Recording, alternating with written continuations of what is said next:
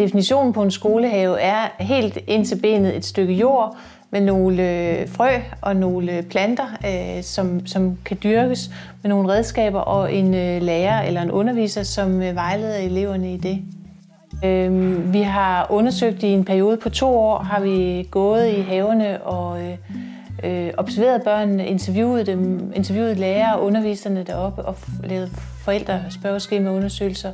Og der er intet, der tyder på, at børnene ikke har lyst til at være der eller til at lære noget. Og jeg vil gå så vidt at sige, at alle børn har lyst til at være der og lære noget.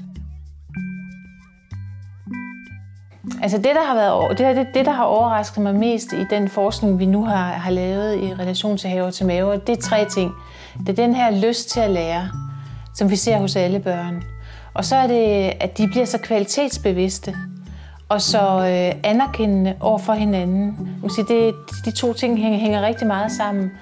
Altså, der skal være kvalitet i smagen af maden og i grøntsagerne, og der skal også være kvalitet i, i samværet, så de bliver kvalitetsbevidste og anerkendende. Og den der måde, man eksperimenterer med de forskellige typer af grøntsager i retterne, giver dem også en bevidsthed, men også en kritisk bevidsthed og en kvalitetsbevidsthed, både i forhold til smag, men også i forhold til lugt og udseende, som jeg synes er ganske imponerende.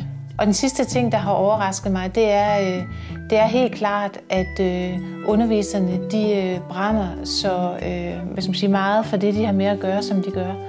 Og det, jeg tænker samtidig på, hvor har de det der drive fra? Og de forklarer det selv med, at de laver det, de elsker, og de får hver dag mulighed for at vise de her børn noget unikt. Og de vokser også, altså underviserne vokser også personligt og fagligt af at have med de her nysgerrige børn at gøre. Og de kan mærke, at det, de giver fra sig, altså deres undervisning, motiverer børnene. Så på en eller anden måde, så virker det tilbage på underviserne, som faktisk også er rigtig stolte af det, de har med at gøre.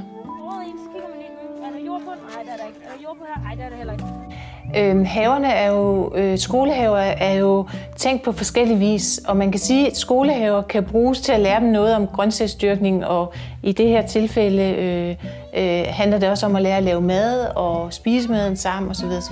Men skolehaver giver også mulighed for at koble andre fag på sig.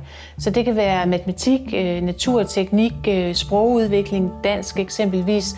Er det jo kan skolehaverne jo ved de her praksiseksempler give mulighed for at fremme læring i fagene på forskellige vis. Haverne underviser ikke i sig selv, men det kræver en reflekteret underviser og en reflekteret undervisning at bruge haverne som ramme om elevernes læring.